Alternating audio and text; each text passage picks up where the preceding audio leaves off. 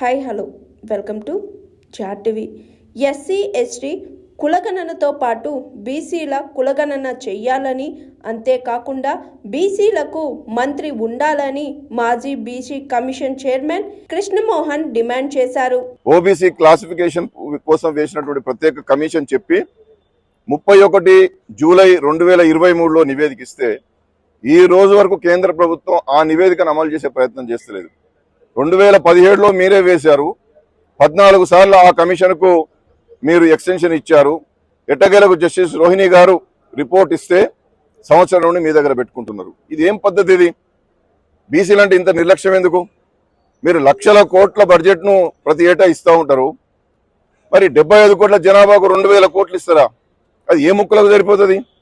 ఇంత విశాలమైన భారతదేశంలో బీసీలను ఉద్ధరించడానికి మీరు ఇచ్చే 2000 కోట్లు దేనికి సరిపోతాయి? అంటే మీకు చిత్తశుద్ధి లేదని. మేము విశ్వకర్మ యోజన పథకం పెట్టినామని చెప్తున్నారు. దానికి ఎన్ని కోట్లు ఇచ్చిండ్రు? ఎన్ని కోట్లు ఇచ్చారు? 2000 కోట్లలోనే సర్దుకోమంటున్నారు. మరి వృత్తికారులు ఎట్లా అభివృద్ధి చెందుతారు? వృత్తి నిపుణత ఎట్లా కాపాడబడుతుంది? స్కిల్ డెవలప్మెంట్ ఏ విధంగా చేయగలుగుతారు మీరు దేశంలో? కాబట్టి ఇవాళ కేంద్ర ప్రభుత్వానికి బీసీల పట్ల సరైనటువంటి ఆలోచన విధానం లేదు. గౌరవనీయులైనటువంటి మాన్యశ్రీ నరేంద్ర మోడీ గారు ప్రధానమంత్రిగా ఓబీసీ వర్గాలను ఉండాలని చెప్పి మనం అందరం సంతోషపడ్డాం. హ్యాట్రిక్ టైమ్స్ వారు ప్రధానమంత్రి అయినరు. ఈ దేశంలో గౌరవనీయులు నరేంద్ర మోడీ గారి హయాంలో ఇప్పటి వరకు బీసీలకు ఎంత ఇచ్చారయ్యా అంటే ఒక 15-16 వేల కోట్లు మాత్రమే బీసీలకు ఇచ్చారంటే ఈ ఎంత దౌర్భాగ్యం! బీసీలు ఎట్లా బాగుపడతారు? ఒక ప్రత్యేక నవోదయ పాఠశాలల్లో కార్పొరేట్ విద్యను పేదవాళ్ళకు అందించాలని చూస్తే ఆ నవోదయ పాఠశాలలో మీరు రిక్రూట్మెంట్ చేయరు. అవుట్ సోర్సింగ్ ఉద్యోగస్తులతో నడుపుతారు. కస్తూరిబా పాఠశాలంతా నిర్వీర్యం అయిపోతాయి. మీరు హెచ్ఆర్డీలో హైయర్ ఎడ్యుకేషన్ మీద సరైనటువంటి ప్రణాళిక చెయ్యరు.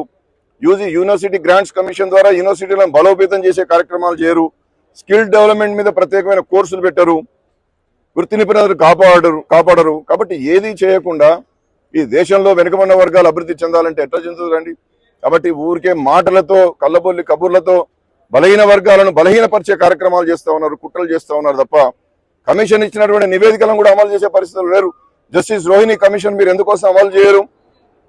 మీరు మీరు మీరు ఒకటి ఏమన్నది ఆమె, ఈ 3600 కులాల్లో మీరు కేటగరైజ్ చేయండి అని చెప్పింది ఆమె. ఆ కమిషన్ వేసింది కూడా ఈ ప్రభుత్వమే కదా. అది కూడా ప్రెస్ క్లబ్ లో జరిగింది.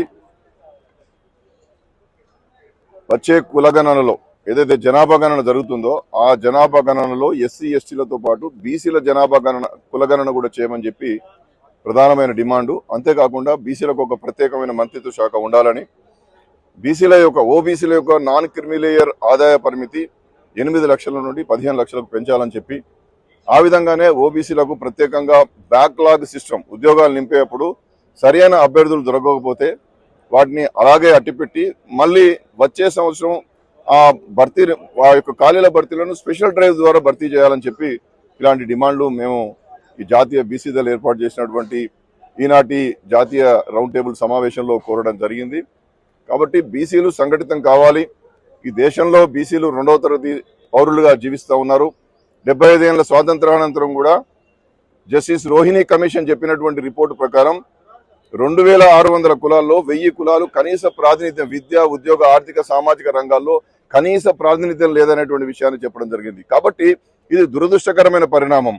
75 కోట్ల జనాభా సగం జనాభా అని చెప్పుకుంటే సరిపోదు కదా. నరహరి గారు సరిపోదు కదా.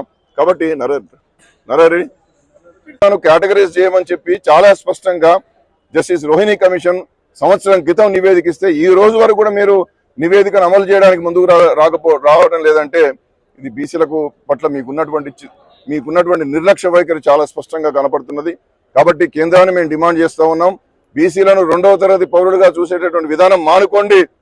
బీసీలు తిరగబడితే ఈ దేశంలో ఏం జరుగుతుందో ఒక్కసారి ఆలోచించాలని చెప్పి నేను హెచ్చరిక చేస్తూ మేము ఏదైతే డిమాండ్లు కోరామో ఆ డిమాండ్లన్నీ నెరవేర్చాలని చెప్పి విజ్ఞప్తి చేస్తూ ఉన్నాం. Hi, this is Swathi. Like చేయండి, షేర్ చేయండి, కమెంట్ చేయండి అండ్ సబ్స్క్రైబ్ చేయండి GR TV. Hi, this is Monica. Please like, share and subscribe GR TV.